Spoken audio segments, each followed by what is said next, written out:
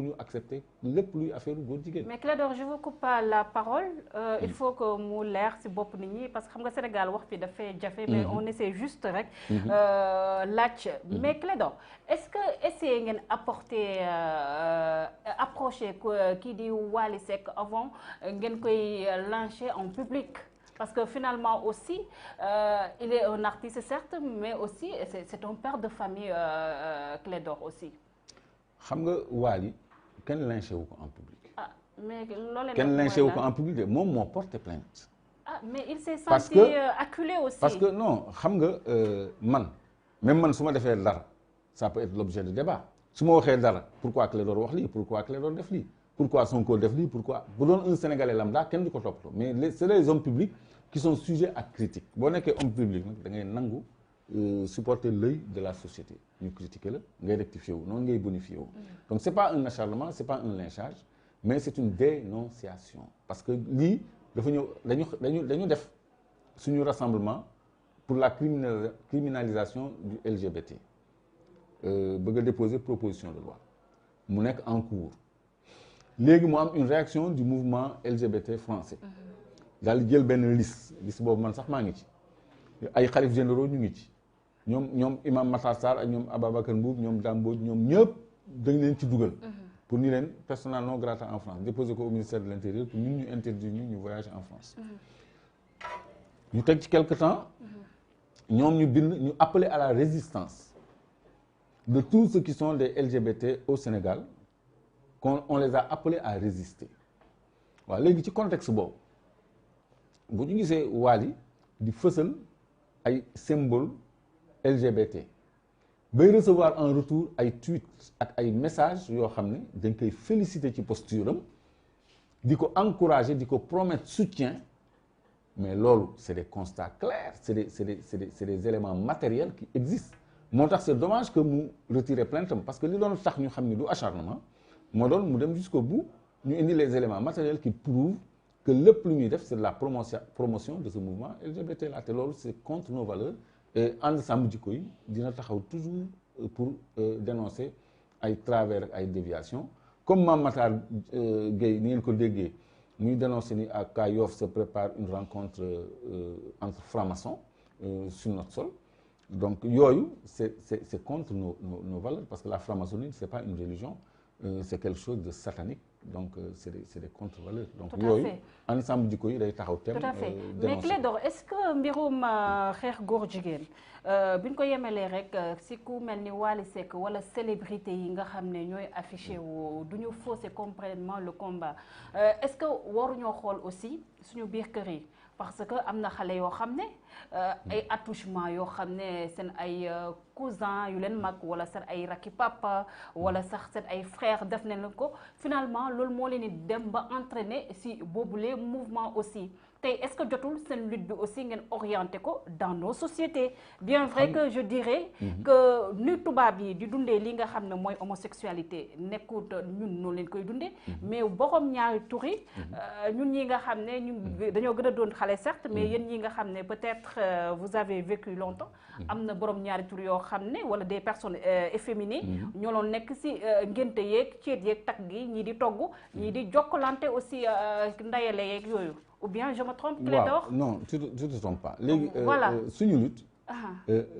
visé wuñu sax Wally Seck concentré wuñ ko ci Wally Seck parce que dafa gën a yaatu loolu parce que ñun quand on veut déposer une proposition de loi une loi elle est impersonnelle une loi c'est pour lépp luy affaire góor jigéen ñu considérer ko comme crime xam nga coup et blessure volontaire bi ñu ko bëggee considérer comme crime associé ko terrorisme dañ def procédure d'urgence alors dans la même célérité waroon nañu mën a criminaliser aussi tout ce qui est LGBT donc visé wul X wala Y actes yi la ñuy viser léegi ñi nga xam ne ñoo nekkal seen bopp góor jigéen nekk ci famille yi nekk ci xew yi ça c'est des espaces privés foofu lu ñu fa def ñoom seen affaire la entre eux seen affaire la mais dans l'espace public et l'espace médiatique l'espace médiatique est un espace public. mais xew Clédor mën nañu wax ni c'est un espace public. non c'est dans un domicile. yow booy ngénte sa kër ngay ngénte yow ngénte woo ci mbedd mi sa kër ngay ngénte donc c'est un événement privé. donc loolu bon ku leen fa fekk moo leen tooñ mais bu fekkee ni dans l'espace public et puis góor jigéen du question rek nga efféminé wu c'est-à-dire ngay def ay actes contre nature yi nga xam ne code pénal daf ko sanctionné déjà ñu criminaliser ko ñëpp amoon nañu information qu'au sein de la grande mosquée on a attrapé un gardien et un autre homme ñu summeeku il se faisait ça de façon flagrante et constatée loolu dafa am ay témoins oculaires on les a pris sur le fait dañu woo police ñëw jàpp leen sur les faits ñaari nit quel est leur sort ñooñu ils sont passibles de la peine de mort d'après la charia rey na leen te loolu population yi bu ñu jotoon ci ñoom rey nañ leen ñooñu qu'est-ce qu'ils sont devenus Kaolack il y avait une série de mariages homosexuels là aussi ñu woo police ñëw am ñun ci jàpp ñu bëri dañ leen bàyyi il y a quelques mois xawma ci ban koñ ay anniversaire u xawma mariage u ay homosexuels ñu jàpp leen tamit ñii daw ñii ñu jàpp leen ñooñu quels qu'ils sont devenus donc waruñu nekk ci dëkk boo xam ne pour ascendance su tubaab yi ñuy accepter ay contre-valeurs juste pour avoir lenn ci tubaab yi alors que tubaab yi ñoo soxla lépp ci ñun dañu war a yeewu sukkandiku ci suñu ay valeurs sukkandiku ci suñu koom-koom suñu li ñu am pour développer wu donc développement c'est un tout parce que citoyen bi moo nekk à la base du développement le développement humain man moom laa gëm il faut un nouveau citoyen bien formé et ancré dans des valeurs positives mais mënoo am des citoyens dévergondés débauchés ñu am un sens de la responsabilité parce que ceux qui nous gouvernent ñoom bu doon seen sago xale yëpp di nelaw nekk ci lu bon nekk ci ay caaxaan comme ça ñoom ñu continuer ci li ñu nekk di ñu noot. Tout à fait mais Clédor moi j'ai envie de vous demander pourquoi ce débat sur l'homosexualité wala sax la criminalisation de l'homosexualité au Sénégal ngeen koy exiger te beneen wàll bi boo xoolee suñu mbokk yi fee en Europe rawatina la France. foofu wax fa waxi polygamie ñemewoo ko donc wu tax ñun suñu état yi. mënuñoo am fulla par rapport ak respecter ñun suñu ay aada ak suñu ay cosaan. waaw mais fulla googu nag moo tax ñu war a bañ li nga xam ne du suñu valeur. parce que yow bu fekkee ci dëkk tubaab yi boo bëggee ñaareel ñu ne la loolu dafa daganul ci ñun. araam ci ñun. donc loi mayewu ko. boo bëggee seeg xaj am nga liberté. boo bëggee seeg sa moroomu góor wala sa moroomu jigéen. am nga liberté mais boo bëggee takk jabar. ñu ni non polygamie kenn accepté wu ko mais boo amee jabar am concubin am doxaan am far am lépp toute déviation sexuelle c'est autorisé donc ñooñu seen valeur la seen ay contre valeur la ñoom mais loolu ñun tam war nañu am fulla protéger suñu ay valeur nii lii mooy suñu ay normes ñun on doit définir nos propres normes ñun ci liñ ñu mooñee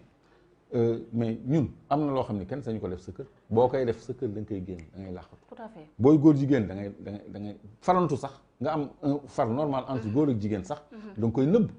asamaak loo xam ni c'est une déviation sexuelle. loolu bu ñu demee ba bëgg ko banaliser fii parce que c'est tellement banalisé. je parlais à un ami sénégalais. mais dafa yàgg France. mais il s'étonne pourquoi l'homosexualité ça nous choque ici. parce que là-bas mais là-bas ça c'est rien du tout et cetera. man ko yow da nga yàgg foofu. fii nous avons d'autres valeurs. ñun mënuñu ko banaliser mu ne mais pourquoi ça vous choque te pourtant c'est un homme de valeur koo xam ne ku am une bonne éducation une bonne formation mais pour moom ça le choque pas. Peut-être c'est l'acceptation aussi de l'autre qui les donne. C'est l'acceptation de l'autre tant que ça ne compromet pas notre identité. Il n'y a pas de souci. Est-ce que finalement avec l'évolution du monde les comportements ak tamit jaxasoo culturel ainsi de suite est-ce que mën nañoo wax aussi li nga xam ne moom lañ tuddee valeur dafay finalement nekk loo xam ne quelque chose d'éminemment personnel aussi Clédor. nee naa la à titre personnel bu la neexee nga def lu la neex mais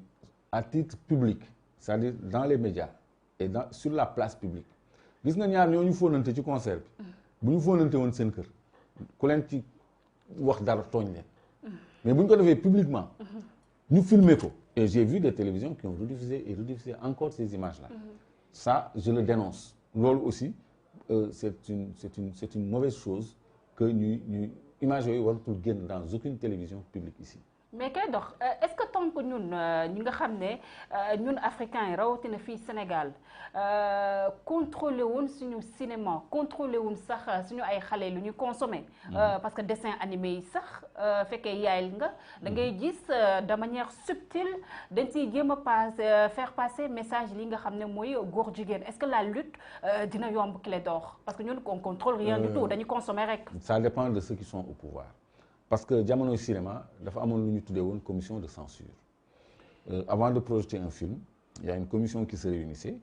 pour xool film bi ndax c'est conforme à nos valeurs ndax c'est pas trop violent ndax c'est pas trop sexiste ndax c'est pas trop dévergondé et cetera selon la gravité des films ñu am ay tranches d'interdiction moins de 18 moins de 16 et cetera yoo xam ne amul benn interdiction ak yoo xam ni dañ koy interdire de diffusion carrément il y a des films yoo xam ne dañ ko doon censurer daawul génn donc cette même commission de censure doit revoir le jour bu fekkee ni am nañu un gouvernement boo xam ne dafa ancré suñu ay valeurs pour que ñu mën a contrôler au moins bu ñu mënul contrôler internet au moins les télévisions et les plateformes médiatiques qui sont au Sénégal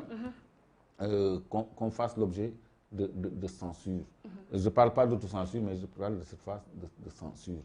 parce que nit da ngay définir sa politique économique culturelle éducationnelle toutes ces politiques là dañu am seen wàll ci dëkk donc sur politique éducative mën nga gérer ba nga xam ne pardon yenn déviation yi duñ ko inculquer sa jeunesse yenn influence négative yi sa jeunesse du ko am parce que on a besoin quand même de relever beaucoup de défis et c'est dans la valeur qu'on pourra faire face à l'Occident qui est oppresseur et impérialiste. Tout à fait.